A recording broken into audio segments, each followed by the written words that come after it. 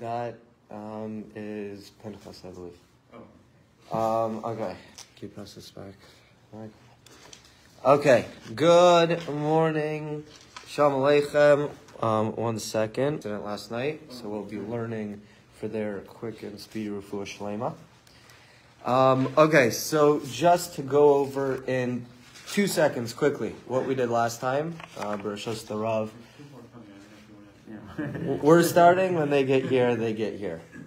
So Bereshos Rav Albert, HaKadosh Baruch Hu, and the Holy Tzaddikim. We're going to be learning today. May this give us clarity, not only for our day but going into our week. It's the whole packet. Yeah. What we're reading was I only printed 2, so just share with the person next to you because usually only 2 people show up. I have no idea what everything's sort of. It's the one. If anyone has a printout where you see a little this next to it, dart. That's the one we'll be doing first. But it's also we could read it out loud. We'll do it, and I'll make sure to print more next time. Okay. So last time we were going over basic concepts in the book we're learning. The book we're learning is Tzavaas Harivash, the teachings of the Baal Shem Tov. And last time we talked about the idea of dveikus, of attachment, of drawing yourself closer to God. No matter where you are, no matter when, you always have this form of connection and attachment to Hashem. Then we spoke about prayer, tefillah, how they're very closely related but not the same. Prayer is also a form of dveikus, that you could connect to God through prayer, but it's also something separate then, and it should be something that is done often with emotion and power and feeling. And today we are going to start with Torah study. So there's 2 of these pages floating around. But the first thing we're going to talk about today, which is another major concept in this book, is Torah study. Now, historically, if you go back to the founding of chassidus, especially when this book was compiled, there was an entire sect of Judaism called the Misnagdim. Misnagdim, literally defined, is to the opposition or the opposers. The entire sect of Judaism actually defined themselves as Misnagdim. And what were they? Not this. They were the opposite of this. And one of their biggest attacks, and their biggest, which we'll actually be learning about soon, another one of their attacks, but one of their biggest issues with chassidus was the focus on dveikus, the focus on connection, and the focus on prayer. And they're like, what's going to happen to mitzvah observance and Torah learning? If you're putting such a focus on prayer and connection to God, which in their minds was in a way secondary, but not to say it's a secondary, but it's not as important as Torah learning or mitzvah observance. So how could anyone be a chassid? Because they're going to end up not learning Torah during mitzvahs. I thought the name, the Mishnachim were opposed because they thought the Hasidic, excuse the language, because I'm from the Hasidic side, but they were the ignorant, the uneducated, the spiritually more inclined as opposed to... Exactly. So they're hand in hand. Yours is more of a precursor to what I'm saying, is that they were the more ignoramus. They didn't know so much. They were uneducated. So imagine your first taste of Judaism is prayer and dveikus. No. First you teach them Torah. Then you teach them the mitzvos. And then you do prayer and dveikus. So their fear was, how can you teach someone who doesn't know anything, teach them backwards? But I just want to point something out, that the korbanot, which were a mitzvah, or mitzvah, the fact that they're called korban means they are supposed to bring closeness, right? So apparently closeness is very close to the mitzvah, and a lot of the tefillah we do today is to, I don't want to say to plant, to try to, as best we can, achieve that korban without actually being able to do the korban. So we are sort of doing a mitzvah when we do like the amina or something like that, no? Yes, but the focus is definitely put on the things you could tangibly do in a given time.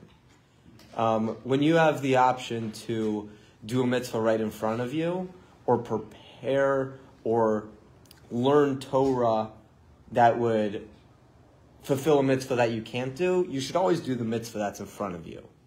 So as much as, yes, davening does come to give a korban, which is a mitzvah, it's a little bit more far removed than the fact that you could pick up a water bottle, say a bracha, and take a drink. So, that's what I just said. Yeah. So, the emphasis on dveikus and prayer is not to belittle the significance and central role of Torah study.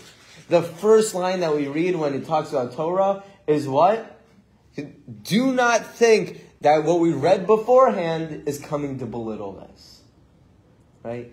And it's funny, as the Misnagdim, this was their biggest issue with chassidus. If you look today, who excel more than anyone in like the fervor of mitzvos and Torah is the chassidim. So it's funny, like they were kind of off the mark on that one. But Torah is an all-important, and it enlivens the soul. The essential antidote in temptations, and it essentially destroys the temptation of the Yetzer Hara, the evil inclination. Right? So what it says in a few lines is it goes in, it says, what is this Torah? What is Torah that we're learning? Torah is likened to a garment. Right? Torah is likened to the garment. What do we mean there? That's the only line it says here. I'm going to read something. I couldn't find it in the Tanya. I didn't have enough time to look it up. But I know, Michael, you're also learning Tanya, right? Very slowly. It talks a lot about garments, right? Yes. Garments are, there's an essence that clothes itself in something. You are not your clothing, but you can learn a lot about someone from their clothing, right? A businessman will wear a suit and a tie, will wear silk. It's prestigious. A king will wear robes and red silks, and right? You could tell a lot about a person from their clothes. So Hashem, in a way, clothes himself in garments. And what are these garments? These garments are the Torah. So one person could say, like, oh, so when I learn Torah, it's nothing special. It's like, no. When you go to a king and you hug him, are you saying you're hugging his clothes or you're hugging him? The clothes are still so close to that person. It's like it's them, but there needs to be a level of separation in a way. Huh? Tzniut, yes. And what I want to read here is something I actually read by chance last night, which ties in perfectly. My wife and I are learning Megillas Esther. And Esther, right? Her name is Esther. My wife's name is Esther, yes. And it says here, in a foundational passage of the Zohar, compares the story of the Torah to garments, exactly what we just read. The secrets that hold the soul. The servant of the supernal king, says the Zohar. Know and search out the deeper meaning hidden within the simple to remove the garments to reach the soul. Esther Panim. Exactly. So, in another way, what are these garments? These garments are kind of the shells you have to get through to get to the secrets, to get to the inner teachings. And that's what we're doing here, is we're learning the inside of these garments. That's what chassidus is. It's kind of... They also conceal, also. They conceal, exactly, for the purpose of revealing. And they protect, too. And they protect. Torah, therefore, relates man directly with God. Thus it must be done with joy, awe, and love. When studying, one must concentrate on the subject matter and understand it properly. To be sure, this means one cannot simultaneously concentrate on the ultimate goal of dveikus and the topic at hand. So to talk about that for a minute, there's a Rav, I'm blanking on his name, but I want to say he's from a Lithuanian sect of understanding, a very Gemara mindset. And what would happen is he'd be learning Gemara in yeshiva. And they'd be sitting in a room similar to this, and they'd be learning. And every few minutes, people would notice he'd lift it up, look underneath, right, and go back to learning. And kind of a joke aroused in the base measure, saying, this guy, he has the newspaper under his Gemara, and what's he doing? Every few minutes, when the Rebbe's not looking, He's reading the next tabloid. And he goes back and forth. And what happens after Shir? This Rav closes his Sefer. He leaves and they're like, okay, let's see. Well, what do you think? Is he reading the New York Times or the J? What's he reading today? They move his Gemara, and here I only have a little card. But he actually had a page that said, Shvisi Hashem l'negdi tavid. I place before me at all times Hashem. In front of me at all times is God. And what he was doing is while he was learning, he got so invested in what he was learning, he forgot that the ultimate goal is dveikos, is connection to God. Even the learning I'm doing right now is for connection to God. So what he was doing is, okay, you read a pasuk, boom. Read a pasuk, boom. And always make sure to maintain that true course. So when time is spent on Torah studies, it's certainly not inferior to the state of when he's in conscious dveikos. So, not to say that when you're all the way in your learning, that's taking away from dveikos, but the goal is both. But you can't have complete dveikos, complete understanding of what you're doing. You can't focus on two things and understand them fully at the same time. As when sleeping and the mind falls. Indeed, failure to study Torah is a principal cause of all spiritual harms and defects. So, what we have to do in those moments is, this introduction is saying, is that you have to learn. Get in the mindset of learning, but beforehand, maybe just say to yourself, I'm learning for the sake of connection. Right? Put yourself on the right path, and then you could go into your Torah learning. Awesome. Now we're going to go into the next concept, which is... I heard so many times, you learn for the sake of learning. Yes. So, what is the sake of learning? Right. What is it? So, there's... Sake of learning is learning. Keneged Kulam. So, there's two opinions to this. Learning is, I should understand nothing of what I'm learning. I should take so little bit from this. I'm just learning because Hashem told me I need to learn, and that's why I'm learning. That's it. I'm pure. I'm holy. I have the purest of intentions. I'm only learning because God told me to learn. That's one way. The other way is, why did God tell us to learn? To learn something from it. To expand your consciousness. So why am I learning? I am learning Lishma. I'm learning to expand my consciousness, and that is the Lishma. And then you can apply it in your daily life. Exactly. If you're just going through the motions of learning, you're not actually learning anyway. If you're learning and not applying it, then it's... Is that learning Lishma? So those are our two sides of what it means to learn Lishma. Am I doing it altruistically, purely for the sake of learning what I have in front of me? Or is it, no, the purpose of the learning is so I live it. Torah's Chayim, the Torah of life. So is learning Lishma to actually take something from it? Ladas, the third tefillin. The Das es Hashem, that you should also know Hashem. So mitzvos, one must be very careful with the fulfillment of mitzvos as well. Shkaya. Torah, study, prayer, and other mitzvos must always be observed with appropriate devotion lishma, for the sake of the divine precept, for the sake of heaven, to serve Hashem and carry out His will. They must be void of any ulterior motives, when these be material or spiritual. So, the opinion of the Baal Shem Tov was actually, no, you should do it purely for the sake of the mitzvah, and Hashem told you so. No ulterior motives, both material or spiritual. I am not of that level. Maybe, I'm sure someone in this room is, but that is not my level of being... Just a diversion, you're going to know what I'm talking about. It makes me, I don't know why, it makes me think of mathematics. There's a way to approach the mathematics and build up rational and theorems and things, just pure investigation, pure, you could say, learning. And of course, there is a part of mathematics that are to be applied to physics, to things. So that's the way. Maybe you say, like the Baal Shem Tov says, there's no purpose to learning except learning. It's an immediate purpose. But when you pile up all the learning, sooner or later, you're going to be having it revealed. So you connect the two options.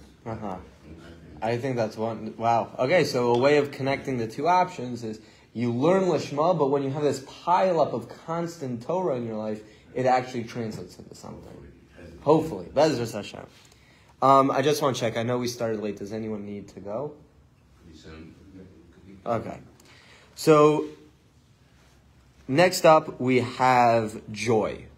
Now, on the first class I remember asking, what is chassidus? Someone said joy. Someone said the fervor of dancing and singing. I forgot who said it, but someone said, so you weren't wrong. This is our current idea. What is chassidus? What is a fundamental point of chassidus? V'simcha. You just got to be happy about it. Life happens. Good. Everything is good. Right? Let's get into it a little bit more. But Chassidim are known for their emphasis on joy and happy frame of mind. And this is categorical rejection of sadness and melancholy. This too is a dominant theme of the book. Okay? So what are we doing? We are not going to let ourselves get down. That's it. We're going to be happy. Man must be disturbed and upset by wrongdoing and defects. Right? So this is a big idea. That very easily you could do something wrong and say, I'm chilling, I'm good, I'm always supposed to be happy. I did something terrible, but I'm chilling, I'm good, I'm happy. No. Let's approach this. What happens, you still have to be accountable for that. Does that mean you can't be joyous?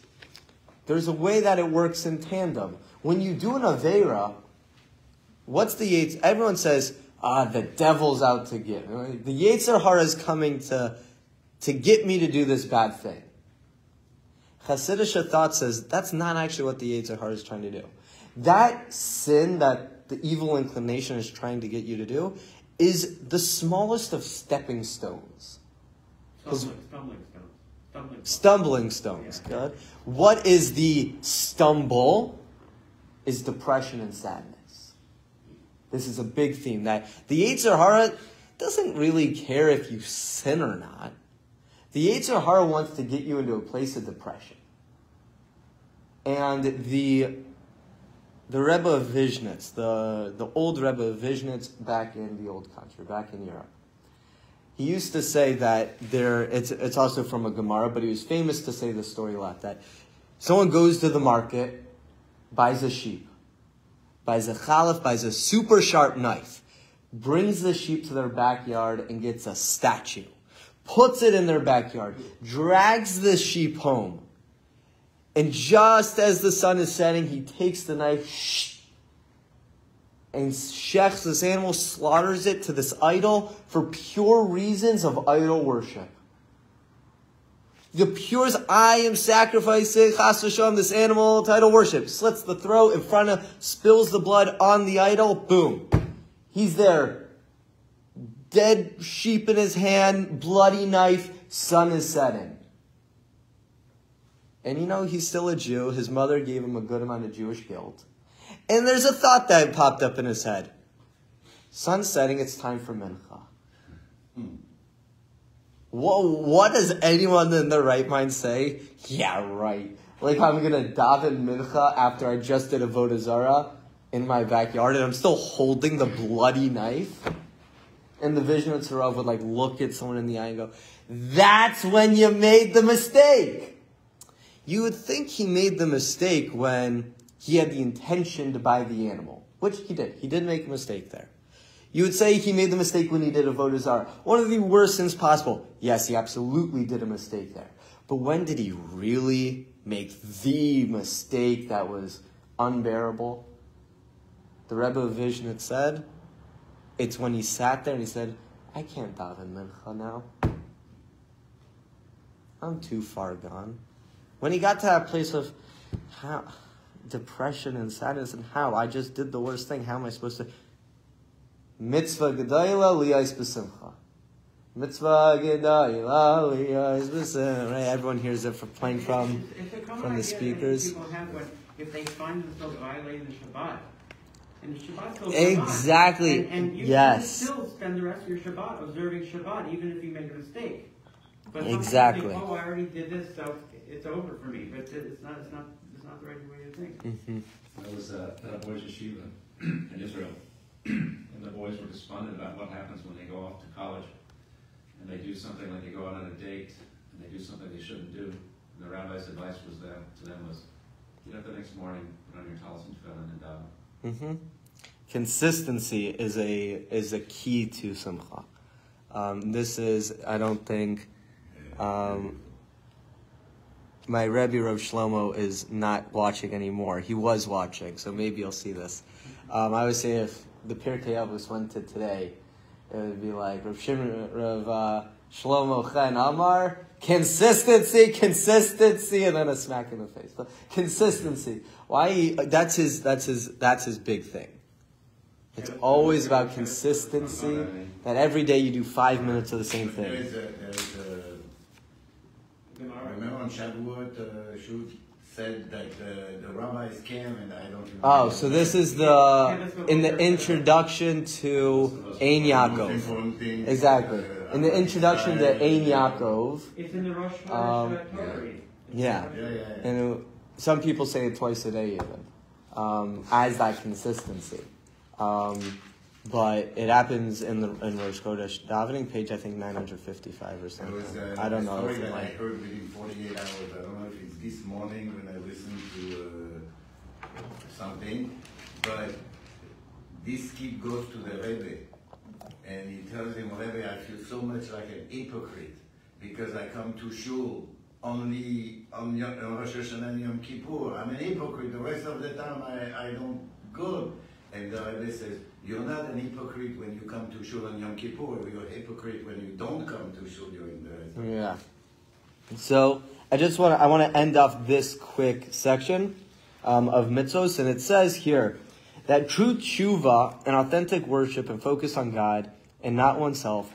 This implies joyful pursuit of service and prayer and other observance. Thus, weeping is bad unless an expression of joy. In the context of teshuvah at appropriate times, beseeching God in momentary occasions of distress and desire, and Tisha B'Av. So not to think like people will kind of like, I've met someone who felt bad about crying on Tisha B'Av. Nothing in this idea should be taken too far to an extreme. When something's hard in your life, you cry about it. It says in the Gemara that after the Beis Hamikdash was destroyed, all of the gates of heaven closed. They all were shut down. It used to be you could give karbanos and you could talk and anything you did went straight up to heaven. Beis Hamikdash was destroyed. They all were closed except one, and that is the gate of tears. The gate of tears was left open. The gate of tshuva opens during Yom Noraim, right? But the gate of tears is always open. That's also a reason, I've never seen it written anywhere, but one of the ways you say Shema is you put 3 fingers on and you put 2 fingers on your eyes, right? Some people make sure to put them here. Why? That's where the tear ducts are, right? If you squeeze it enough, you might be able to get a little bit of juice out of there. I've never seen it written anywhere, but that was my theory, that why do you do this? To kind of put that pressure on your tear ducts. Like, hey, you want to open up a little, my tefillos need to go up.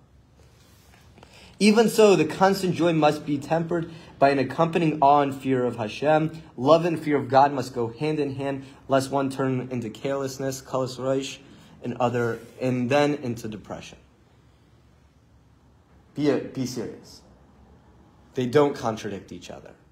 Being joyous, being in a happy state of mind, being positive, right? Even more than being joyous, because people kind of assume if you're always joyous, it means you're jumping up and down, left and right, you're singing. I think positive is a better explanation of the concept because it's always having a good mindset. It's always being mindful. That doesn't come to contradict at all. You have to be serious. You're in a meeting. If you're in a meeting, You don't jump up and start. No, you can't just start jumping up and dancing and singing the Gudim. I mean, that's the perks of. I worked in a yeshiva, and the perks of working in a yeshiva is you're able to do that in meetings, and it's great. But it's being positive. Now, I understand people definitely have. Let's see if there's any questions. But okay, people definitely have time, so I'm going to go through. I just want to finish the introduction now. So I'm going to, in a few sentences, I'll finish the introduction.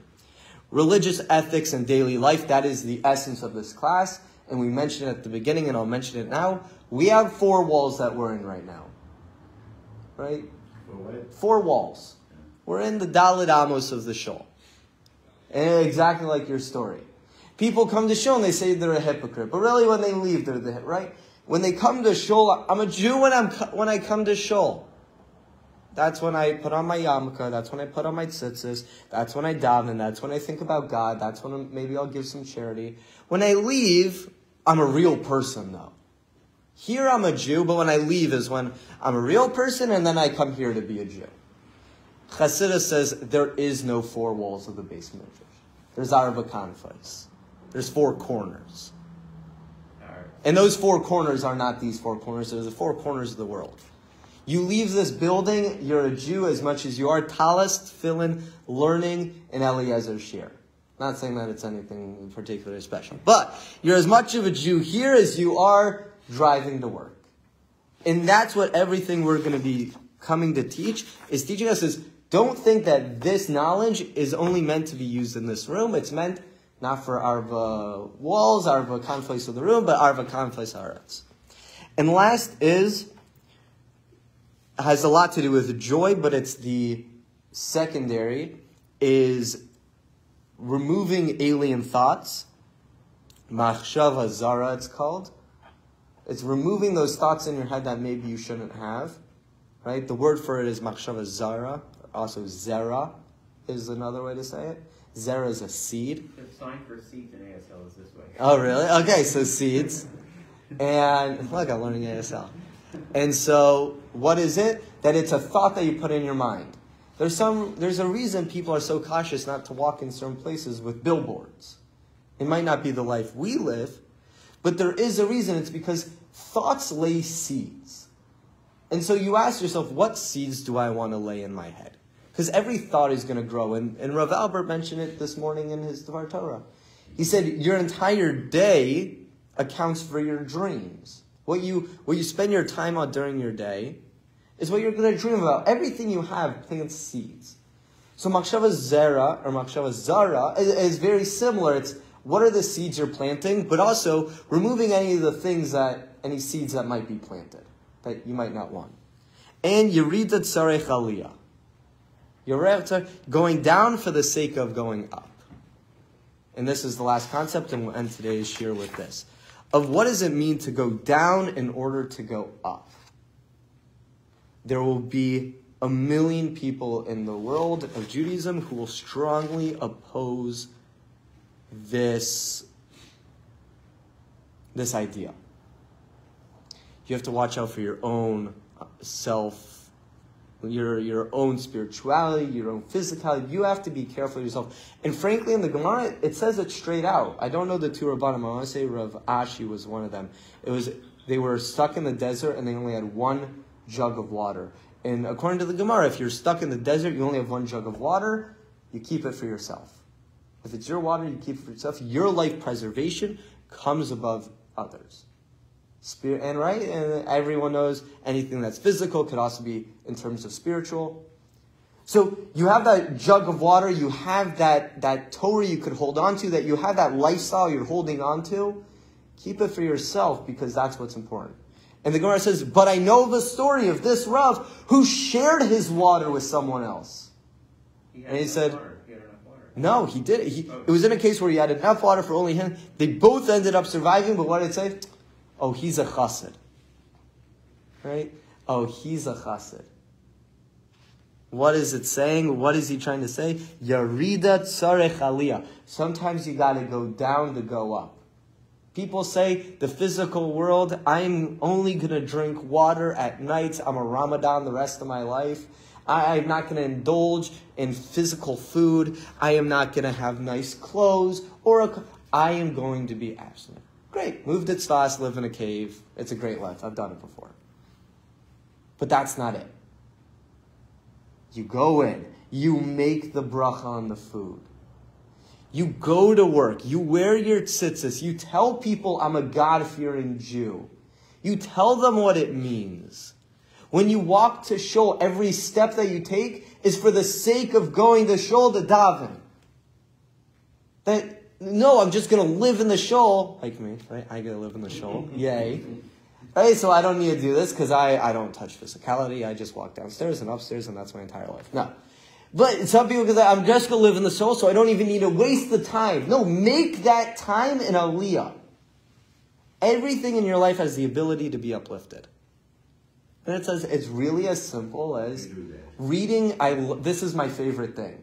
It's like, how do you one-up Pirkei Avos? Greet every person with a smile, right? Little did he know in the future, I forgot which Rav said, greet every person with a smile. But little did he know, in the future, everyone would have their name on their uniform at work. So maybe if he had that in his time, he would have said and also make sure to say their name. Because what happens, next time you guys go to Trader Joe's or whatever, how am I going to go down into the depths of Tumah of Trader Joe's, right? And what happens when they do sell kosher meat. So what happens when I go? How am I going to uplift this moment? Right? Trader Joe's is actually already a little bit elevated, better than Safeway. Right? But how am I going to elevate this moment? Read the person's name tag and say, thank you, Steve. Thank you, Susan. Have a wonderful day. And not only do you greet them with a smile, I guarantee you they greet the next person with a smile. Why did you what's the connection between sharing the water and descending? Why did I mention it? Yeah. Because water could be seen as your life. In that situation, you're in the desert, and that water is seen as all you have to cleave onto. Right? And there's some people who say that's my life. I have to keep it dear to me, and I can't let anything affect that. I can't let anything touch that water. This is my life, and I want to keep... Or there's some people who say, theoretically, I've heard these people exist. I'm going to leave my cozy base medrash in Israel. I'm going to move to a place like Oakland, and I'm going to go to public schools every day, and I'm going to teach public school kids, and that's going to be my life. Theoretically, I've heard people like this exist. You could say, no, you know how much every morning I'm like, man, imagine waking up in my bed in yeshiva and going to daven an hour and a half, a 2-hour chakras, then learning for the rest of the day, eating lunch, going back to learning, right? No! Now I'm married, but you get married, you move out, you do for others, because although it might be a little bit of a downgrade, for me it's not a downgrade at all, it's the biggest aliyah. Also leading me to aliyah. But even coming to Oakland and going out, that's what it does. And now we'll actually end on this, is the previous Chabad Rebbe, when he went to Israel. And when in Israel, you got to meet with Rav Kook. You got to meet with Rav Kook. So in my mind, these are two of my favorite historical figures. It's the Jimi Hendrix meeting with the Beatles to make a song. I think they did that while my guitar gently weeps or something. I don't know. I'm not a musician. Who are two of the greatest musicians? Jimi Hendrix did do Sgt. Pepper. Okay, whatever. Think of two of the greatest musicians coming to meet. The Rebbe of Chabad and Rav Kook, they come and they sit down. Bob Dylan and Elvis. Bob Dylan and Elvis, right? They come together to work on a song, and you're like, oh my gosh. That's Rav Kook meeting the Mitzler Rebbe. And, the Frierdiker Rebbe. And what happens there is, the story is the Chabad Rebbe asked Rav Kook, I gotta ask you a question. You work with the Tziyanim. You go to the fields and you shovel with them. You plow. You go. You live in Israel before there's a state, right? There's the controversial question, could you live there before? I just want to ask your opinion. What is it? And this is what he says. He says there's a Mesiras Nefesh, there's a giving that you have to give to earn the right to be a Jew. Because they're still Jews and I still care about them. And even though, yes, it might hurt my own spirituality, because I'm Rav Kook and I could be learning and writing another book. I could be giving more eitzes. I could be talking with more tzaddikim and righteous Jews. But no, sometimes you need to go to the fields and you need to plow with the secular Jews just to, right? That was his version of going down in a way. But why was he going down? To cultivate the land of Israel. To inspire those Jews. And how many of those Jews ended up becoming, he had a student, I believe, called the Nazir, or his grand student called the Nazir, who was also, he was just a simple farmer and became one of the holiest of his tzaddikim. Holiest of his students. And I want to say that conversation must have had an effect on Chabad ideology. Because we see where they are today. They're everywhere. They're the definition of sometimes going down a little, but for the sake of elevation. Did Rav Kook come from Beloit? His father was Litvish, and his mother was actually Chabad. Oh. When he was born, his yarmulke was made from the Tzemach Tzedek's Bekasha. He had a white yarmulke from the Tzemach Tzedek's Bekasha. So on that, may we all be zeicha to go down as much as we're able to handle in order to elevate everything in our life, all the entire physical world that we have in our Dalet Amos, but don't forget our Dalet Amos is our Bekanfes. We should go down, we should elevate. This Torah should not stay in this room, but it should spread. And then, sorry, what was the name? Diving for, but the name we said at the beginning should have Refuah Shalem along Al Klal Yisrael, Refuah Nefesh, Refuah Guf. Have an amazing day. Amen.